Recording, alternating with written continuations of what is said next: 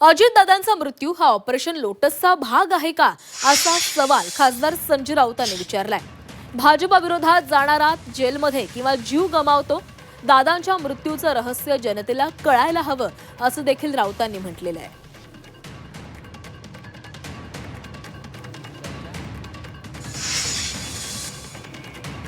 अडचण ही आहे की मोदी आणि शहांची आणि फडणवीसांची।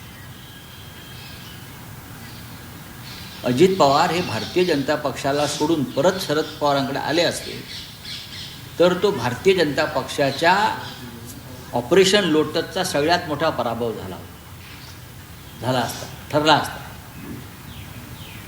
त्याच्यामुळे अजित पवारांचा संशयास्पद विमान अपघात हा सुद्धा ऑपरेशन लोटसचाच भाग आहे का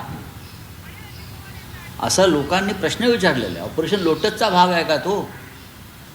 इतक्या निर्घृण पद्धतीने देशात राज्यकारभार सुरू आहे, कोणालाही आपल्या जीवाची शाश्वती नाही। जो भारतीय जनता पक्षाच्या विरोधामध्ये जाईल तो एकतर तुरुंगात जातो किंवा जीव गमावतो, अशा प्रकारचं वातावरण या देशामध्ये आहे। उद्या भूकंप झाला तरी संजय राऊत म्हणतील की हे ऑपरेशन लोटसचा भाग आहे। उद्या सुनामी आली तरी संजय राऊत म्हणतील की हा ऑपरेशन लोटसचा भाग आहे। उद्या पूर आला तरी संजय राऊत म्हणतील की ऑपरेशन लोटसचा भाग आहे।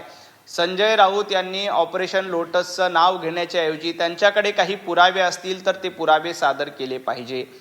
मुळामध्ये भारतीय जनता पार्टी असेल किंवा देवेंद्रजी फडणवीस असतील, यांनी देखील या संपूर्ण प्रकरणाची चौकशीची मागणी केली।